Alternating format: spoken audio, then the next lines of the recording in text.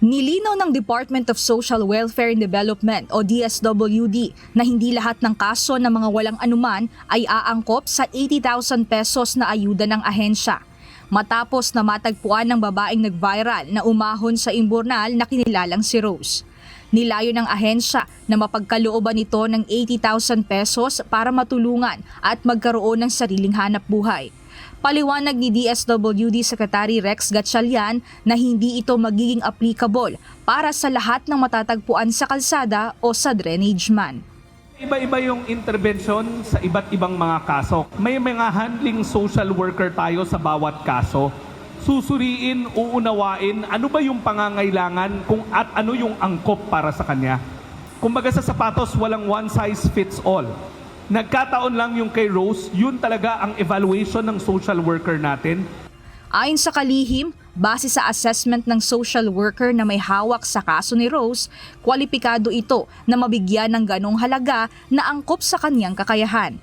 Aniya, isa sa tinitignan ng social worker ang financial responsibility o fiscal management skills na nakita kay Rose. Si Rose, saka yung husband, yung partner niya na Barker, they make 500 pesos a day. 300 pesos sa pangangalakal, 200 pesos sa pagkakabarker. Pero naiahon nila yung sarili nila mula sa lansangan at nakaupa sila. Sa evaluation pa lang ng social worker, may points na kaagad yon. Ibig sabihin, meron silang sariling disiplina kung paano nila pagkakasyahin yung maliit nilang kinikita. Tiniyak naman ni Secretary Gatchalian na susubaybayan ng ahensya si Rose at ang kanyang pamilya upang masiguro na magagamit sa maayos ang ayudang ipagkakaloob sa kanila. Una, bibigyan siya ng pauna. Simula na sila mamili ng mga ibebenta doon sa tindahan. Then, imamonitor natin sila ulit. Pag nakita natin na maganda yung takbo, dadagdagan natin hanggang sa mabuo natin yung 80,000.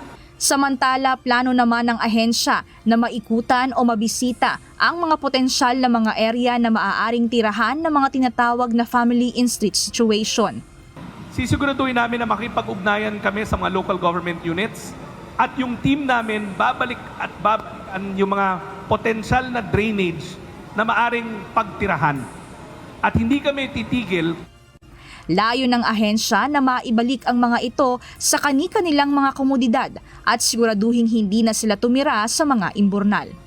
Mia Alonso, UNTV News and Rescue. Diyos ang aming sandigan, serbisyo publiko ang aming pinahahalagahan.